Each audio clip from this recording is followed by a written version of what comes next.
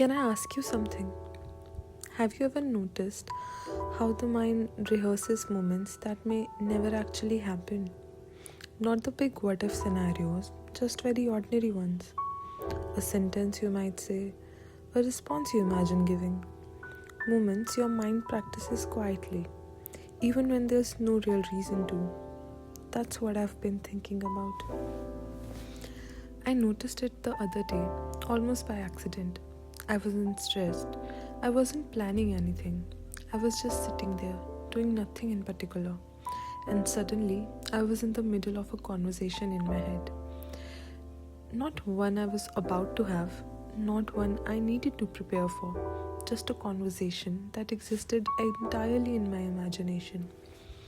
I remember getting halfway through it and realizing this isn't going to happen, but my mind kept on going anyway. Have you noticed that before? Not the dramatic spirals, just these small, quiet rehearsals, moments your mind seems to practice on its own. That's where this really starts. Because once I noticed it, I started seeing how often it happens.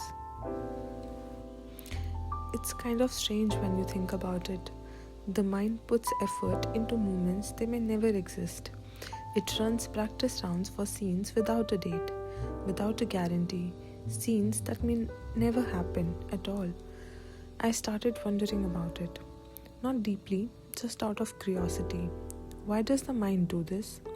So I looked into it a little, not to analyze it to death, just enough to understand what's going on. Psychologists actually have a word for this habit. It's called prospection. It sounds technical, but the idea is simple. The mind is always leaning forward, imagining possible futures, even very small ones. It doesn't invent those futures from nothing. It borrows from memory, a tone of voice you have heard before, a room you have already been in, a reaction you remember someone having. It rearranges those pieces into something new. Almost like the mind is saying, if this ever happens, this is one way it could go. Have you noticed how some rehearsed moments start to feel familiar over time? Not likely, just familiar. That's not random. There's research showing that the more we imagine a future moment, the more possible it starts to feel to the mind. Not because it will happen, but because the brain has visited it before. Here's the part that surprised me. When people imagine themselves speaking or responding, parts of the brain activate in similar ways to when they actually do. Not completely, but enough to matter. So those imaginary conversations, they are not just idle thoughts. They are a kind of quiet practice. Not anxious practice, not obsessive practice, just mind warming up. What do you think your mind has been rehearsing lately? Not the big things, just the small ones. Yeah, that makes sense. I think we often misunderstand this habit.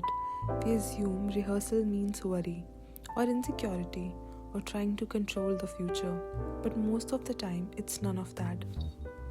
It's just the mind doing what it's good at, reducing surprise, creating a sense of orientation. Like saying, if this happens, I won't be starting from zero. Seen that way? It feels less like a flaw and more like a feature. Most rehearsals never get used. They don't turn into real moments. They don't become important. They don't even come close. And somehow, that's okay. Lately, when I watch myself rehearsing something that may never happen, I don't stop it anymore. I just notice it, like watching an echo move from room, a present for a moment, then gone. No need to follow it, no need to finish the scene, just noticing the mind doing what it knows how to do. Maybe rehearsal was never meant to turn every scene into something real. Maybe it's just the mind stretching a little, testing possibilities, staying flexible, and maybe that's enough. Thanks for sitting with me in this thought for a while. We'll talk again soon. There's plenty of echoes in this room left.